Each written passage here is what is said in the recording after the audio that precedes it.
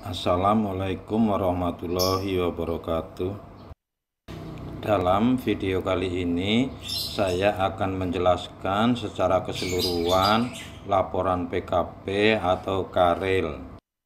Abstrak sebenarnya ditulis terakhir setelah laporan PKP atau KARIL selesai, karena abstrak itu merupakan saripati dari unsur-unsur penelitian yang meliputi latar belakang, pelaksanaan penelitian dan hasil penelitian serta kesimpulan. Abstrak ditulis dalam satu paragraf ketik ukuran 11 miring atau italik. Abstrak yang baik itu setengah halaman saja atau sekitar 200 kata, dilengkapi dengan 3 kata kunci. Kata kunci ini diambil dari judul, 3 kata saja. Contoh di sini metode picture and picture atau hasil belajar siswa. Tidak perlu pakai koma. Bab 1 pendahuluan. A. Latar belakang masalah. Tetapi kalau KARIL tidak perlu pakai bab. Latar belakang berisi alasan mengapa peneliti melakukan perbaikan pembelajaran melalui metode picture and picture. Ditambah beberapa pendapat para ahli tentang pendidikan atau tentang pembelajaran. Ini contoh alasan mengapa peneliti melakukan perbaikan dengan menggunakan metode picture and picture. Kemudian 1. Identifikasi masalah. Identifikasi masalah ini berisi hal-hal yang tidak sesuai dengan pembelajaran atau tidak sesuai dengan langkah-langkah pembelajaran, atau berisi hal-hal yang negatif. 2. Analisis masalah. Analisis masalah ini diambil dari identifikasi masalah. Masalah-masalah yang berat yang menyebabkan Bapak Ibu gagal dalam pembelajaran. Contoh di sini, guru tidak menggunakan media atau metode yang digunakan kurang tepat. Kemudian misalnya nilai KKM siswa masih rendah. 3. Alternatif dan prioritas pemecahan masalah. Alternatif dan prioritas pemecahan masalah ini diambil dari analisis masalah. Biasanya merupakan kebalikannya saja. Contoh di sini, guru harus menggunakan media pembelajaran. Guru harus menggunakan metode picture and picture. Kemudian nilai siswa harus ditingkatkan. Kemudian dari 3 alternatif pemecahan masalah, kita pilih salah satu sebagai prioritas. Prioritas pemecahan masalah kita ambil, misalnya guru harus menggunakan metode picture and picture.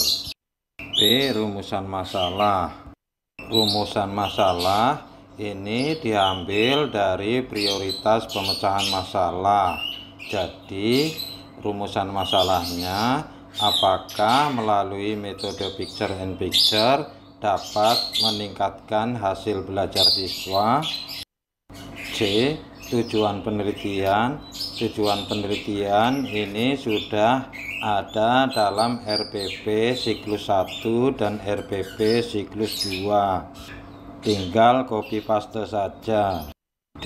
Manfaat penelitian. Ini ada 3.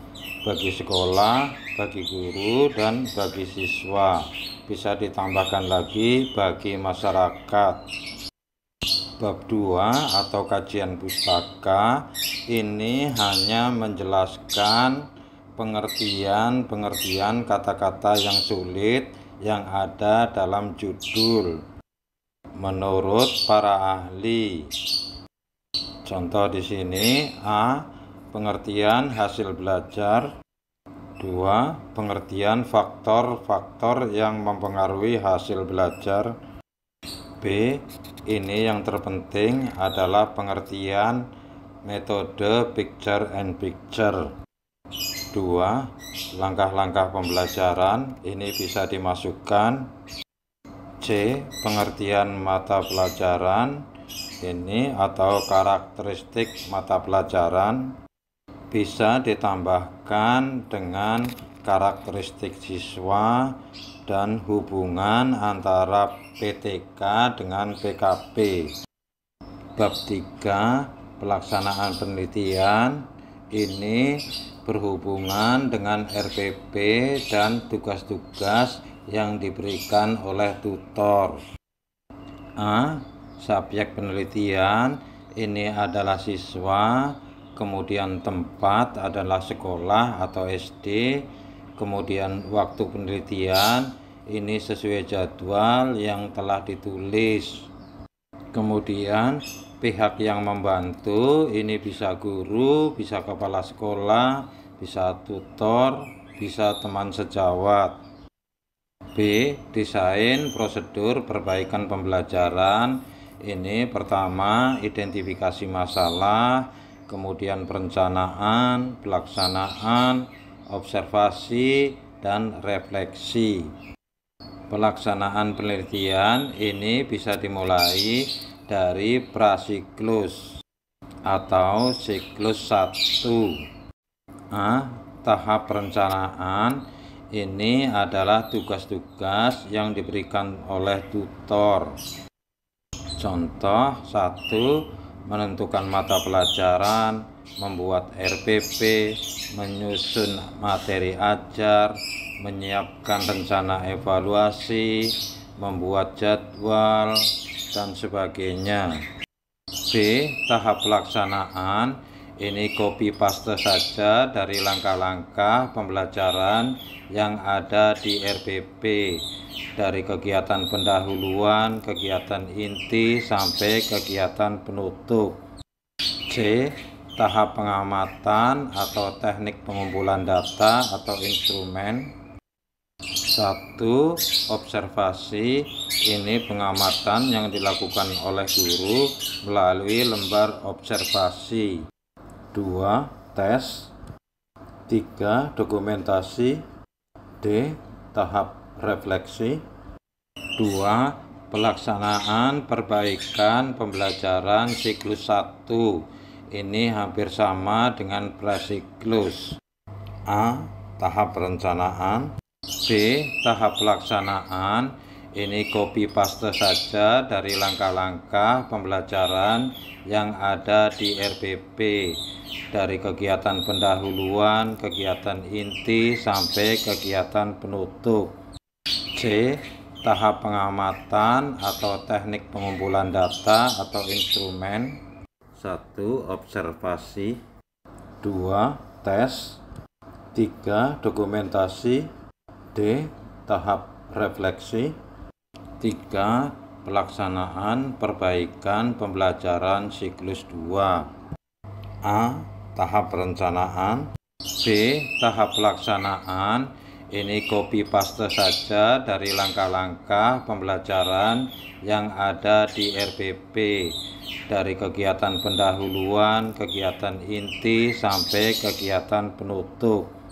C. Tahap pengamatan atau teknik pengumpulan data atau instrumen. 1. Observasi. 2. Tes. 3. Dokumentasi. D. Tahap refleksi. C. Teknik analisis data. 1. Data kuantitatif ini adalah data yang bisa dihitung dengan angka-angka. 2. Data kualitatif ini data yang tidak bisa diukur dengan menggunakan angka. Misalnya amat baik, baik, sedang, kurang. Bab 4, hasil dan pembahasan. Ini pembahasan mulai dari prasiklus, siklus 1 dan siklus 2. 1. Prasiklus. Ini dijelaskan secara deskripsi, tabel, dan grafik. Ini dijelaskan dengan menggunakan narasi, dijelaskan dengan menggunakan tabel, dijelaskan dengan grafik. B. Pembahasan hasil penelitian. Ini dijelaskan per siklus, dari prasiklus, siklus 1 dan siklus 2, apa hasilnya. Bab 5. Kesimpulan dan saran. A. Kesimpulan adalah jawaban dari rumusan masalah. B. Saran.